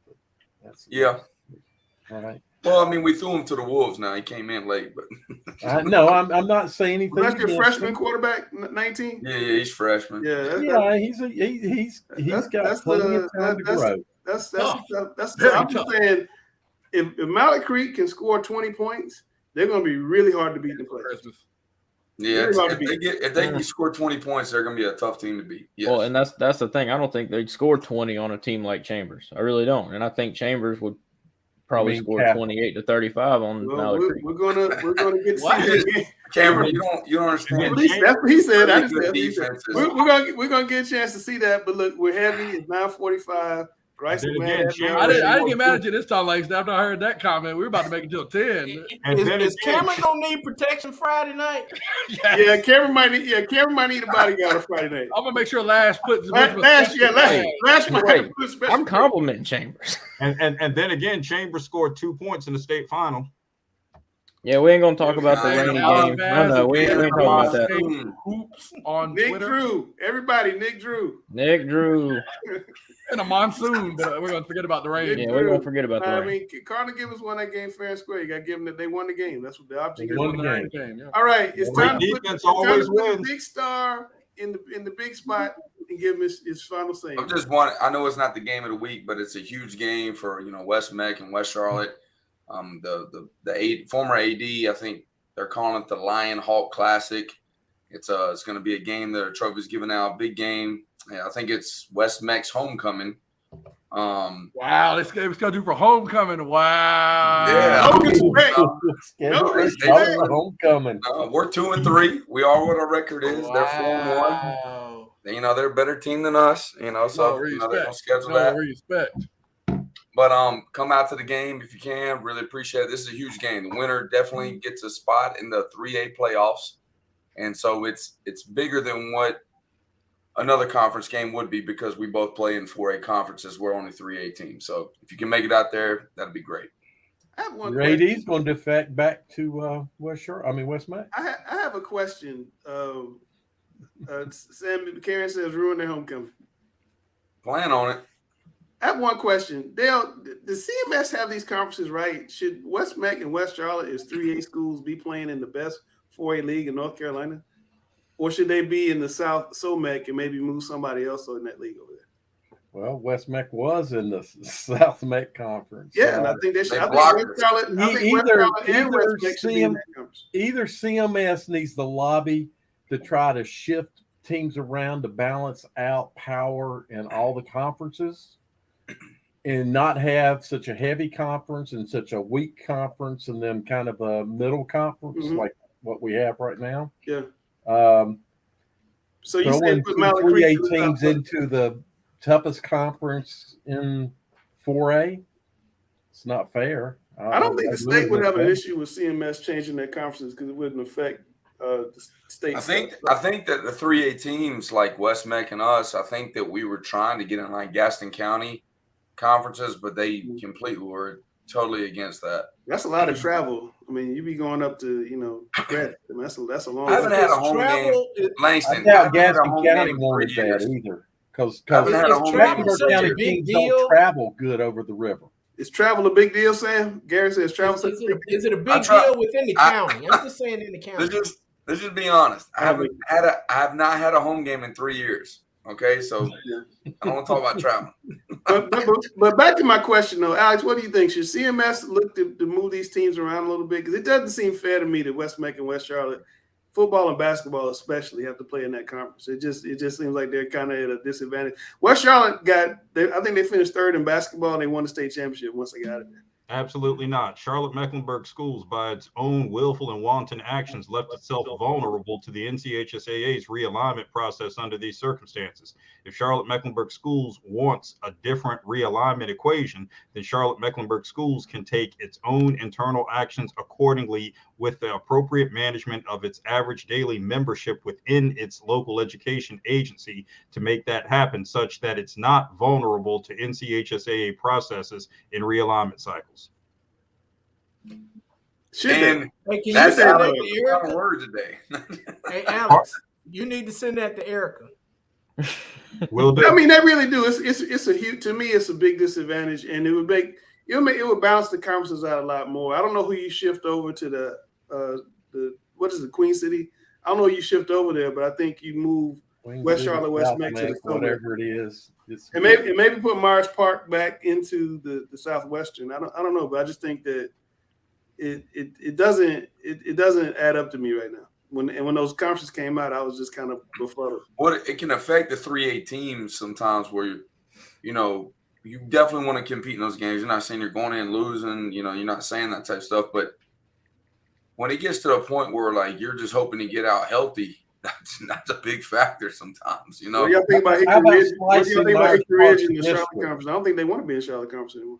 no. How about no, slicing Myers Park's district and shifting some of those students over to other schools instead of having them being the largest On school such in a the big state swath every of year? students, I don't think that'll ever change there. I know it won't. The politics. Now we're getting into I don't think politics. that'll ever change. But I do think maybe move Myers Park back to the southwestern, move West Charlotte, West Macon, and SoMac. And I don't know who you move over to the Queen City, but somebody move over to the Queen City. Well, I mean, Providence. So what happened was Providence and Myers Park swapped. Yes. Basically. Yeah. So Providence goes over, and Myers Park comes over this way. And you can even put Myers Park in the Queen City. They're the biggest school in town. You know, you mean the South Mac or what? The Queen City with Mile Creek and those guys. Oh, I'm sorry. Yeah, I'm sorry. I mean, those are bigger schools. All right, Grice has that look on his face like it's time to go. So we're very happy. It's 9:50. We're just chatting. So anyway, thanks, guys. It's a lot of you guys still watching, so I appreciate that. We'll be back next Tuesday. We'll be better organized next Tuesday. I apologize. That's Sam Grinder, football coach, West Charlotte. I'm Lance. That's Gary. That's Cameron, the guru in training. Shout out to Chris. Chris is in New York, flying first class from California to New York and going to the Hollywood Bowl. Chris is living his life. Dale Ross, one of the longest standing high school football observers I know of. Coach Grice, Guru 2, and Alex Bass, Contrarian. And we are Talking Preps. Dale Ross.